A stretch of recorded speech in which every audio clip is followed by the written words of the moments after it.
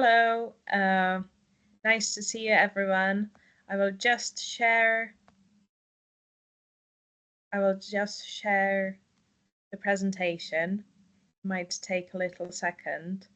So in the meantime, I will introduce myself.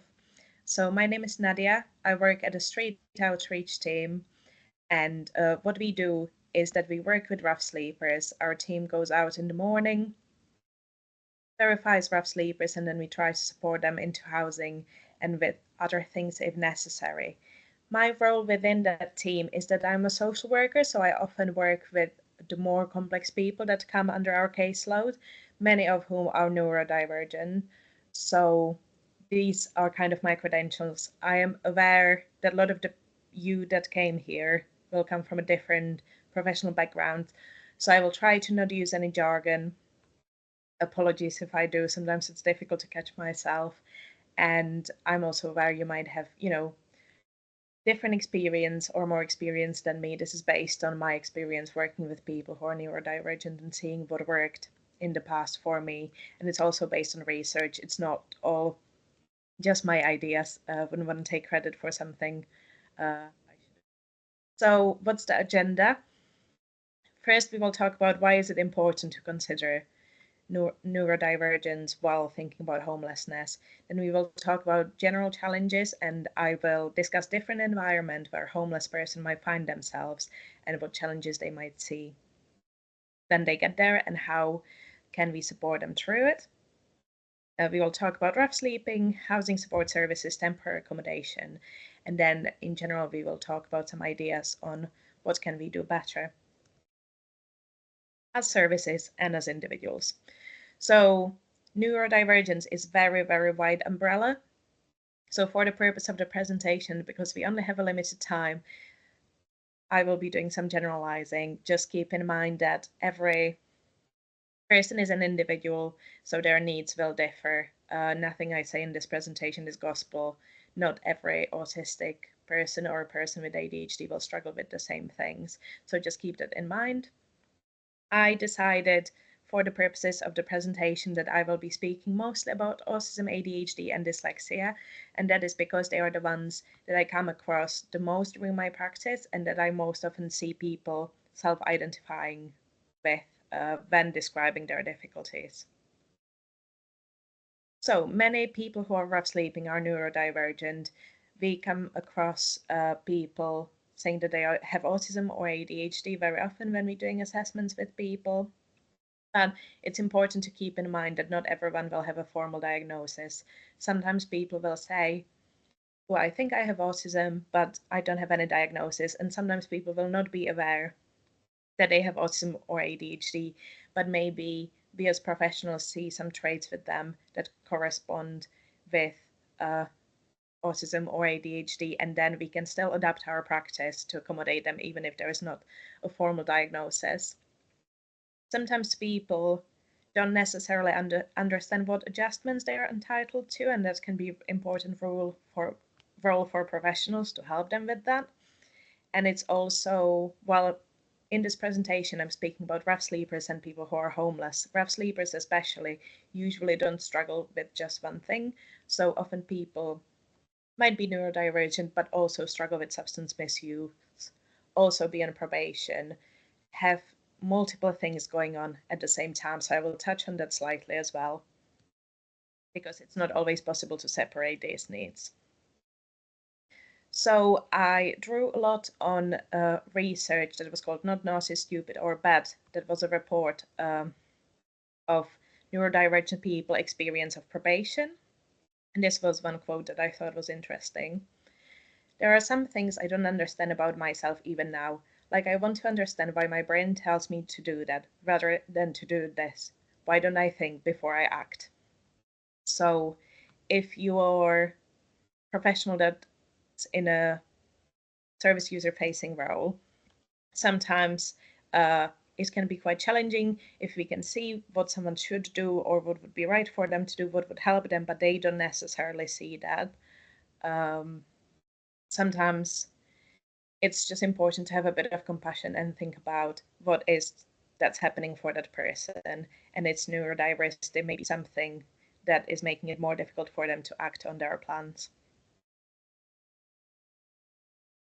So there's also research that supports that negative life experience lead many neurodivergent people to turn to alcohol or substance misuse, some as early as 10 or 12 years old.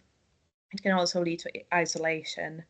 Um, but then if people have substance misuse difficulties as well as neurodivergency, it can be quite difficult to get support that's suitable for them, because the substance misuse services might not be fully trained or equipped to deal with their needs around their neurodiversity, and the services that are specifically for people with autism or ADHD might not be equipped to deal with people that have substance misuse difficulties and might not be able to engage them appropriately. So then sometimes people are missing on suitable support. So just some frequent difficulties that people with autism, ADHD, or dyslexia can experience. This was taken from NHS website. I didn't just made it up myself. It's by no means exhaustive list, and every person is different. So someone might struggle with this, and someone else might not, while they still have the same diagnosis. So for autism, people often struggle with social communication, social interactions. People might engage in repetitive behaviors and routines, and they might experience sensory sensitivity. Sensory sensitivity means that people can be more sensitive than others to noise and any other sensory input, and this can lead to meltdowns, uh, which is quite a loaded word, but can lead to quite intense emotional reactions. For ADHD, some of the difficulties is forgetfulness, restlessness, speaking out of turn, risk taking, and difficulty in prioritizing appropriately. For dyslexia, the difficulties are difficulty reading and writing, understanding written information, and understanding written instructions. I would say, especially with the dyslexia, it's important to think about when engaging with homeless services, are people getting instructions written on paper? Can they actually read it? Did someone check with them that even if they can read it, do they actually understand what it says, so they are fully aware of what is happening? I think that is where professionals can really step in and support individuals. So personal and social challenges, lack of community, lack of understanding, lack of employment, all these things can put autistic individuals at a higher risk of homelessness. Also, autistic individuals struggle with challenges in communicating and interacting with other people, which can lead to relationship breakdowns, and that is a very common reason for homelessness. And it can also lead to people being isolated. So then when their accommodation is at risk, maybe they don't have support network that can help them out in that situation, and they ended up rough sleeping. This is information from the Autism and Homelessness Toolkit, which I would recommend everyone reads as an additional reading on top of this webinar, because there's some interesting information. Quick look at the criminal justice system. So many rough sleepers are engaging with the criminal justice system in some form. What happens is that if someone is recalled to prison because they're on probation, this can lead to a total reset of their support. So someone can be, for example, put in a hostel. Some support can be put in place. If they're recalled for a longer period back to prison, then they might not have the accommodation when they come out again, and the support has to kind of start from a ground zero. There is not always great links between prisons and the outside systems, so there's not the continuity of care. This is again from the Not Naughty, Stupid or Bad report. People talked about feeling that they need to cause disruption to get attention. They felt like their appointment times were too short to actually discuss what support they need. And suitable adjustments were not being made for them, which led to recalls. So they kind of felt like they were asked to meet requirements that they were not able to. And they also felt like there was lack of continuity, and their workers and times of meetings were changing a lot. Again, if you think of someone for who routine is quite important, it can be quite difficult when the appointments keep changing. So I want us to have a bit of a think about how it might feel for a person that is neurodivergent on a street while rough sleeping. What is important to think about is that while someone is rough sleeping, they have very little control over their environment. There is cars, people, other rough sleepers, possibly a lot of noise, especially if people are sleeping in the city centres, which a lot of people choose to do because that is where most of the support services are concentrated, so it makes a lot of sense for people. But it also means that the environment is a lot more loud and rowdy. Also, it's difficult to have a sense of routine while rough sleeping, which can lead to mental health deterioration. I used to work with a gentleman who was rough sleeping, and he got very connected to his rough sleeping spot because it gave him a sense of security to be sleeping in the same place. And got to the point that he was very wary of leaving the spot for any reason whatsoever. So every appointment I had with him, I had to do at his rough sleeping spot because he was so worried that he would lose his rough sleeping spot and lose that sense of security that he built there. Also, sometimes belongings of individuals are removed if they are not with them because it's just seen as a trash and littering of the street. But this can be really difficult for people because they are not always able to carry all of bags with them. Again, this was experience of someone we worked with who lost a lot of sentimental items because his belongings have been thrown away, and again, that is quite a difficult situation to manage. So a lot of these things are just how things are, not all of that we can control, but how can services provide a bit more of a consistency, thinking about who's approaching the individual. Are we sending the same worker to speak with them when we need to? Do we understand what their routine is? Do we understand what's the best time to see them? So, for example, the gentleman I was working with that was sleeping in the same spot and didn't like to leave, he liked to go and have a shower in a kind of clean himself in a public bathroom every morning. So I knew not to make the appointment in the morning because that would disturb his routine. And he was very little control over what was happening to him already. So it was good to have some sense of routine where we could enable it. Another part I want to speak about was how housing support services.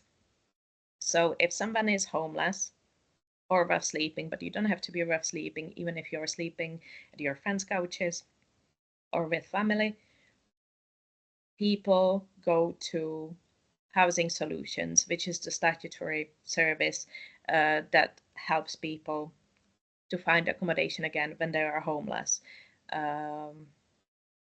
It can be quite a challenging process for people. So what usually happens is that people need to present, need to register, then they need to wait sometimes for a few hours, and then assessment is completed when they are asked quite a lot of personal questions, and then decision is made on if they are a priority need, which means that they would be more vulnerable than an average rough sleeper, or if they are not.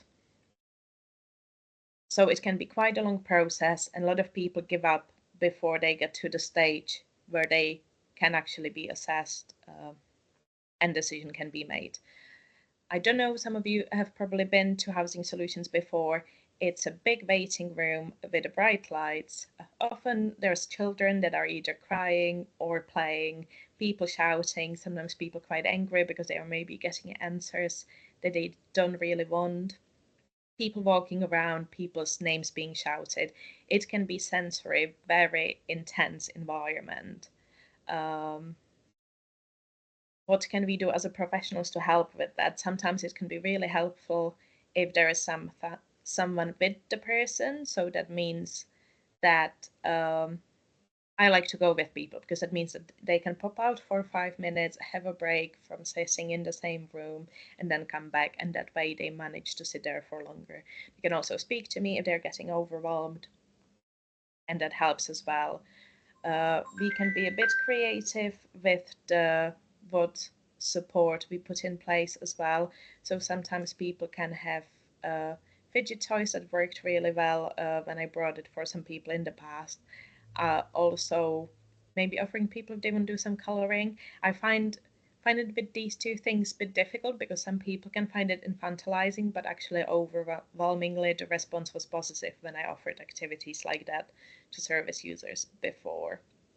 Also, it's important to know what's available from Housing Solutions side. So it is possible to ask for assessment over the phone if there's a reason that the person cannot come in person. So that is where professionals can step in, because you can contact Housing Solutions, explain why it's difficult for the person to attend, and ask for the over the phone assessment. And now Housing Solutions also have a rough sleeper navigator who can do assessments on the streets, which is really helpful as well. It's also important to think about the fact that, if often when people wait for things, we can be on our phone or read a book or something like that.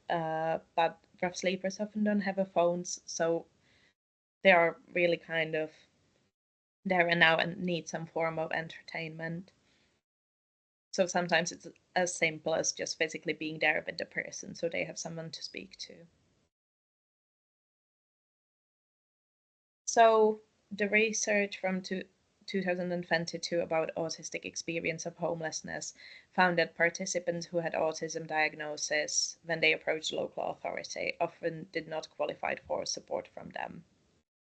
And struggle to explain how autism impacted their day to day. So again, this is where having professional with them can be really beneficial, because they can explain what difficulties the person is facing. And this is a quote that I thought was really important to keep in mind from the same research. So I will read it out. Autistics who appear to be functioning like me, society just go, well, you are fine, you don't need support, and then there is nothing. We fall through the cracks, especially as adults. The way labels are applied is generally not how the person is functioning, but how well they appear to be functioning. So, mild autism is having a mild effect on other people, and severe autism is having a severe effect on other people. It's nothing to do with the individual themselves. And I think this is really important to keep in mind. Some especially autistic individuals, but also individuals with ADHD might be putting extreme amount of effort into appearing quote unquote normal to not cause any difficulties, but this does not mean that they are not struggling or that this takes a lot of effort from them. So, temporary accommodation, what it is. So, if Housing Solutions decide that you have priority need, which means that you're a person who is vulnerable as a result of old age, mental illness, learning disability, or physical disability, Housing Solutions should offer you temporary accommodation. Often it takes a form of hotels. People are often not placed in the same hotel but have to move between different hotels, and because of a lack of accommodations, people can even be placed in hotels outside of their local area, which can be especially challenging if the people are used to being in a city and have support networks in the city. If the person, for whatever reason, misses their hotel booking, Housing Solutions can discharge a duty and they no longer have to accommodate them. But the person has a right for this decision to be reviewed and for it to be reviewed if the offer was suitable and if the reason why they missed the booking was valid. This can be quite a challenging process. Again, this is somewhere where professionals can step in and help advocate for the individual. Just a bit of legislation. Consideration of whether accommodation is suitable will require an assessment of all aspects of the accommodation in the light of the relevant needs, requirements, and circumstances of the homeless person and their household. So it is really important that during the assessment, people are frank about their needs and explain their needs. So another form that TA can take is hostels, homeless hostels.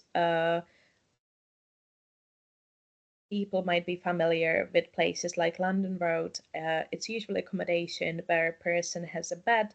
Sometimes it's a ensuite bedroom. Sometimes even the bathrooms can be shared, so the people kind of have a room of their own in a shared house or shared building. So it can be quite a busy environment because it's a lot of people living in the same space, which can bring quite a few challenges. The transition itself from rough sleeping to living in a hostel can be quite a big change.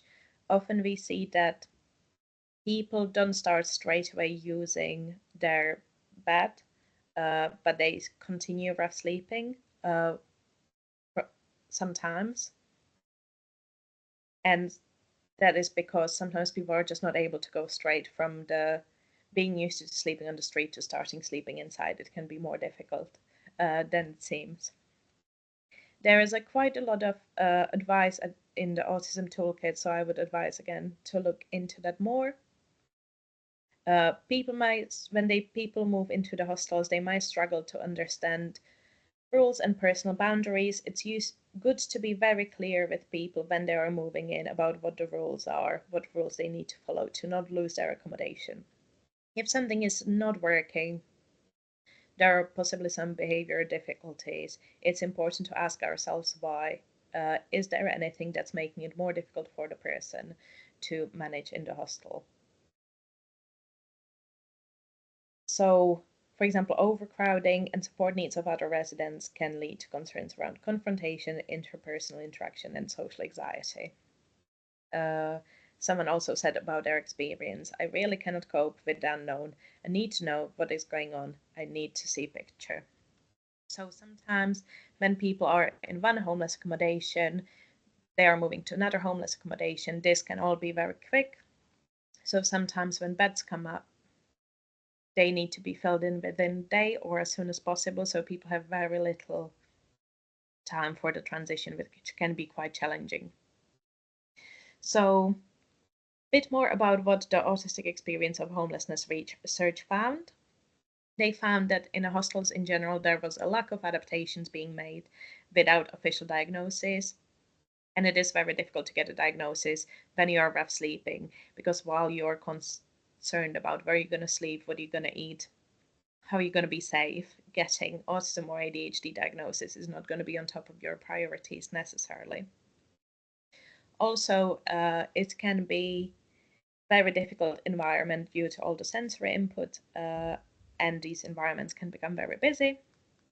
People also have limited control over their future housing, which can cause individual anxiety, and there can be frequent and quick and unexpected move-ons.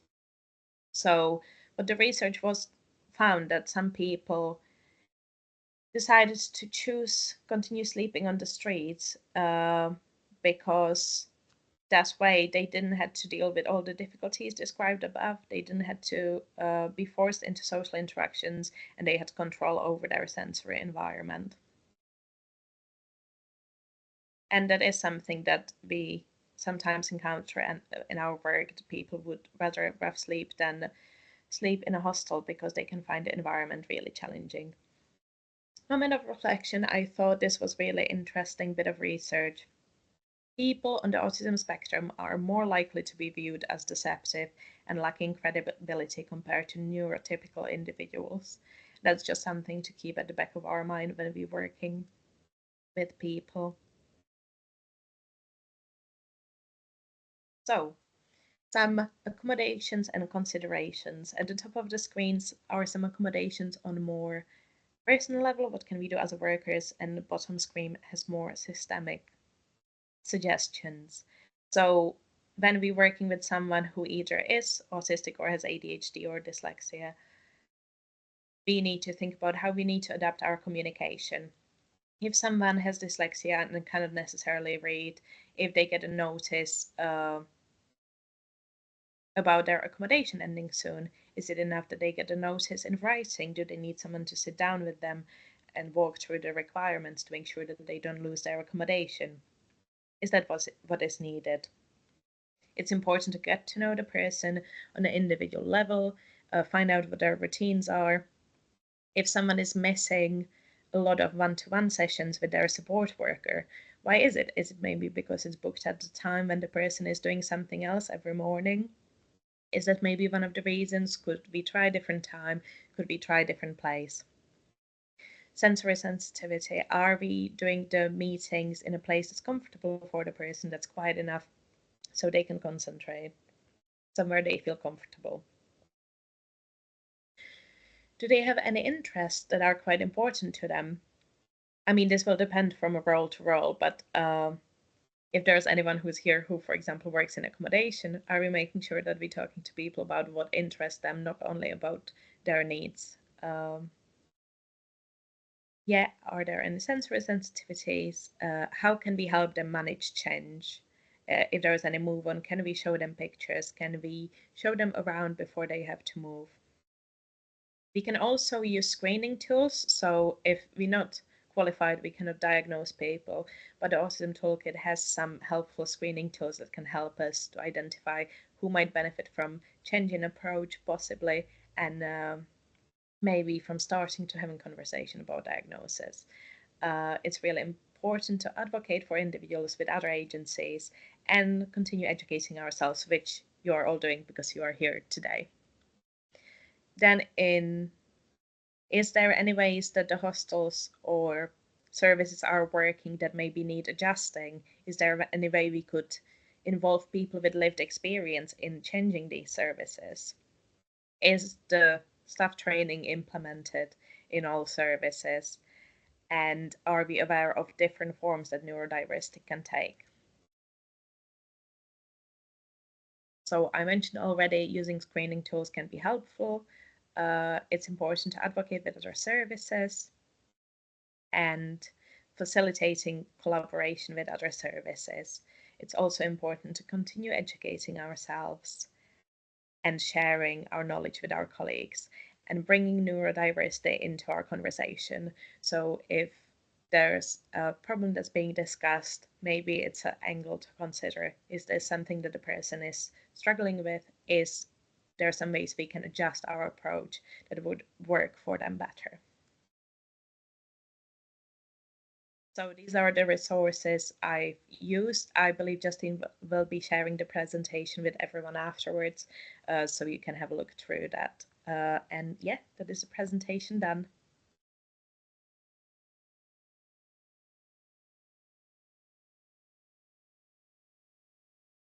Thanks, Nadia. We haven't got any questions in the Q&A box, so I don't know if anyone's got anything that they want to just pop in there, and then we can ask Nadia for her response on them. If anyone's got anything from the presentation.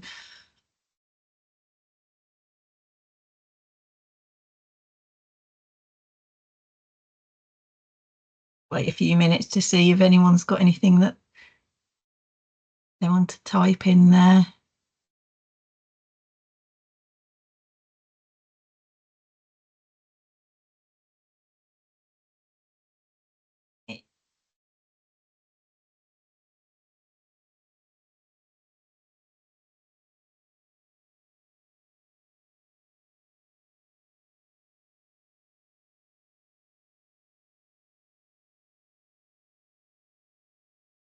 Someone just asked, would you be able to show the toolkit, please? And we can share. Would you be able to share it when you send out the Yeah. slide? Yeah, we can share that. Yeah, that's fine. Yeah, we'll put it. So after the presentation, what we'll do is we'll just follow up the webinar in an email, and that will just contain the feedback form, the slides, and we'll attach any of the resources as well. There's another question here that says, do you believe services have the right resources to adequately support neurodivergent service users at the moment? Um, not always. It will depend service from service. So I wouldn't want to put everyone in the same bag. But I think in supporting anyone effectively, you need to have a good level of staffing. So you're able to spend time with people and get to know people, and that's really key in being able to support people effectively. So services can always do with more staffing and more time and more resources, I would say. Thank you. So the next question, it says that you mentioned you adjusted your practice with people. Can you say how you adjust your practice? Yeah, so some things I mentioned in the presentation, sometimes it can be the way I speak to people, sometimes it can be the amount of time I meet them. So part of my role is that I do social care needs assessments from the council, and with some people that took quite a long time to warm up to me. I had to meet them quite a few times before they started speaking to me more openly. So I would make sure what worked well with some people was keeping appointment at the same time at the same place every week, so they got used to it, they got used to my face, and then they felt like they can speak to me more. Sometimes it can be about some people might prefer writing to speaking. So I was in a meeting in the past where the questions were written down and the person written answers out in hand rather than speaking. And they were able to communicate a lot more this way. Uh, so yeah, that is some of the ways. I'm sure there's more ways. I will let you know if I think of something more. Or making the appointments really short but more frequent. For some people with ADHD, I found that works better. They're not able or even walk during appointments, speaking to them while we're doing something else rather than just sitting them down and chatting. Hope that helped. Thank you. The next question, it says, does the service use resources such as Easy Read? Uh, I don't necessarily, but we don't really, in my service, we don't really give people much things in writing. We usually like communicate with people. Uh, I'm sure some services would do. I'm not that familiar with, yeah.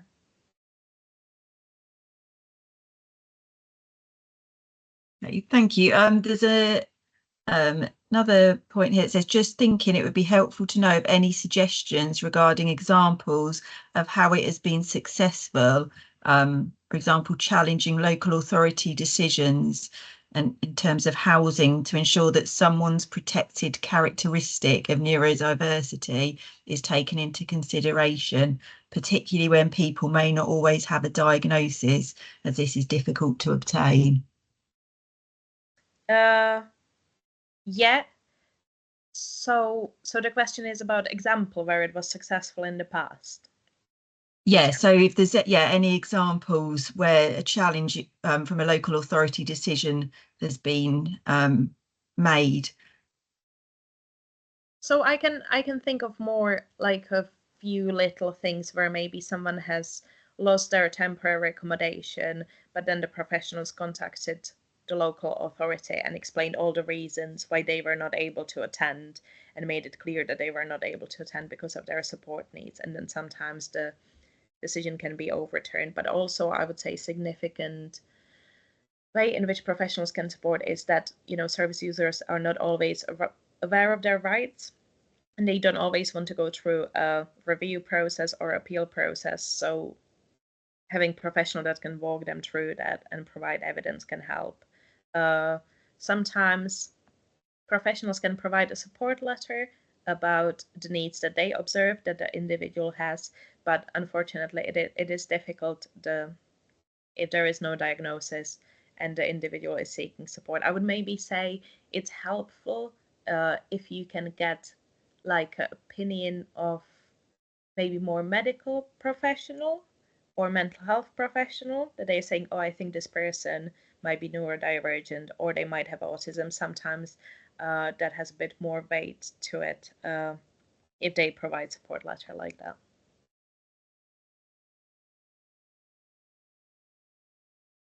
Thanks, Nadia. That's the end of the questions, unless anyone's got anything else that they want to put in the Q&A box. But there's a couple of comments in the chat just around somebody's put in there around being a speech and language therapist and found it really pleased to see that you're holding in mind communication needs and reasonable adjustments around communication being a key adjustment.